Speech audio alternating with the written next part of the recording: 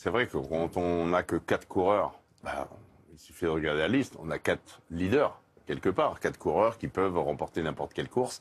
Et j'ai bien aimé les mots de Thomas, le sacrifice. Il y a un moment ou un autre où un de ces 4 coureurs devra se mettre au service du coureur qui sera peut-être le mieux.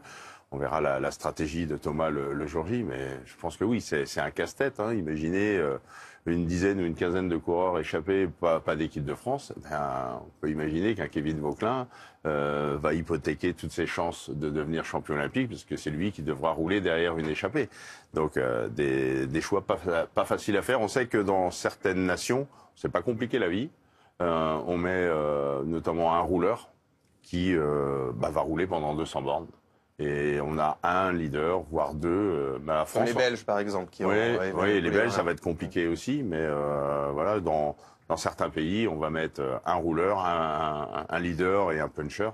Là, on peut dire que les 4, sur le papier, peuvent être champions olympiques. Mais il faudra en effet avoir le prix du sacrifice. Il y a une hiérarchie, Steve, au sein de cette équipe de France ? Oui, je pense que dans la tête de Thomas, il y a une hiérarchie. On rappelle que quand même Julien Philippe a été double champion du monde avec Laporte qui était à son service, avec Madouas qui était à son service. Et quand on voit la typologie du parcours, on peut imaginer que tout va être mis en place pour Julien. Mais l'intelligence de Thomas, c'est de dire à un moment donné qu'à Laporte, à Vauquelin et à Madouas, ils auront peut-être une ouverture et ils devront la saisir. Par contre, si effectivement dans le dernier tour, on est avec les meilleurs punchers et ils sont plus que 10, je pense que il faut de toute façon désigner un leader. Thomas, il est tellement... je pense qu'il a 20 000 scénarios dans sa tête. Et à un moment donné, chacun aura un objectif. Voilà, je pense que oui, la tête de gondole, c'est Julien. Mais c'est peut-être pas lui qui sera champion olympique, ce sera peut-être Laporte. Hein. Champion d'Europe, personne...